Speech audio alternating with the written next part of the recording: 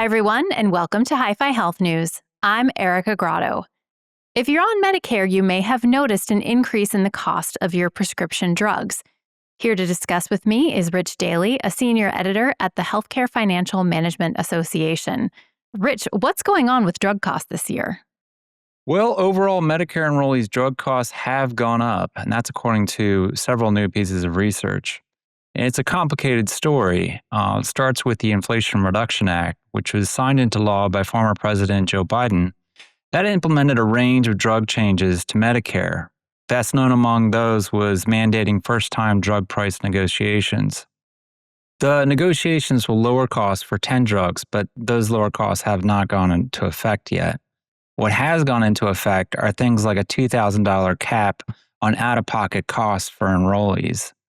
It sounds great, but drug insurers have responded to the new rules by implementing out-of-pocket costs short of that cap.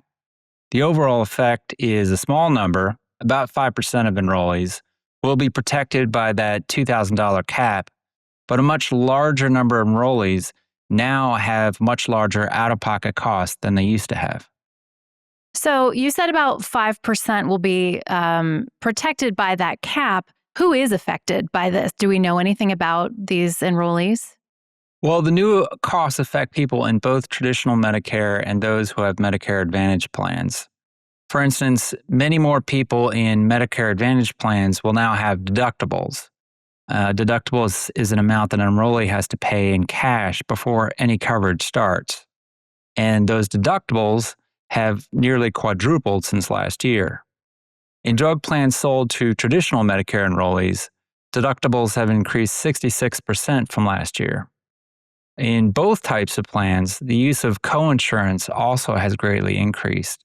Now, coinsurance is different from copays because a copay is usually a small set amount, while coinsurance is a percent of the overall drug costs. So those costs can be pretty high.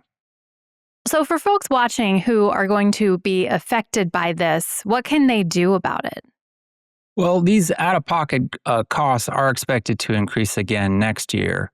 So there are two basic things Medicare enrollees should do. One, watch in September for a notice from your drug plan that details next year's changes. This will tell you the cost details for your plan.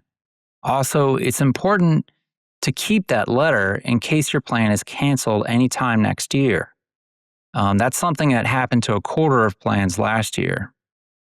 The letter also allows you to enroll in a new plan before the next enrollment period in next fall.